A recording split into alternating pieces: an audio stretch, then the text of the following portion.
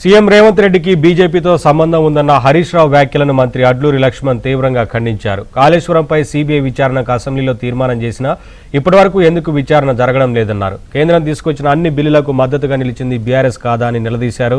కవిత జైలుకు వెళ్లినప్పుడు బీజేపీతో చీకటి ఒప్పందం చేసుకుంది మీరు కాదా అని ప్రశ్నించారు. కిషన్ రెడ్డి గారు కోల్ ఇండియా మినిస్టర్. ఇలా కేంద్ర ప్రభుత్వంకు సింగరేణిలో 49% వాటా ఉంది.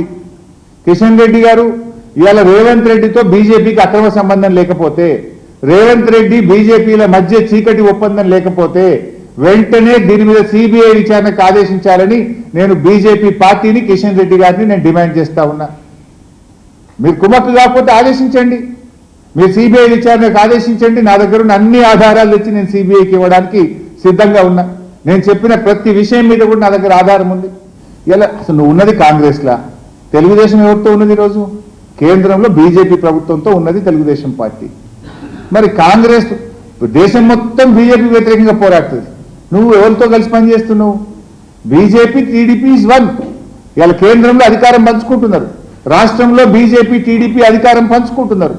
ఆ టీడీపీతో నువ్వు అంటగాగడం అంటే బీజేపీతో అంటగాగడమే కదా, బీజేపీతో నువ్వు సంబంధం పెట్టుకోవడమే కదా. ఇప్పుడు మన కాళేశ్వరం కమిషన్ మీద సిబిఐకి రేషన్ ఎఫ్ఐఆర్ చేసి ఎందుకు ఎంక్వైరీ స్టార్ట్ చేస్తలేరు? కేసీఆర్ మీద, హరీష్ రావు మీద అసెంబ్లీ సాక్ష్యంగా కదా తీర్మానం చేసి ఢిల్లీకి పంపించినాం కదా.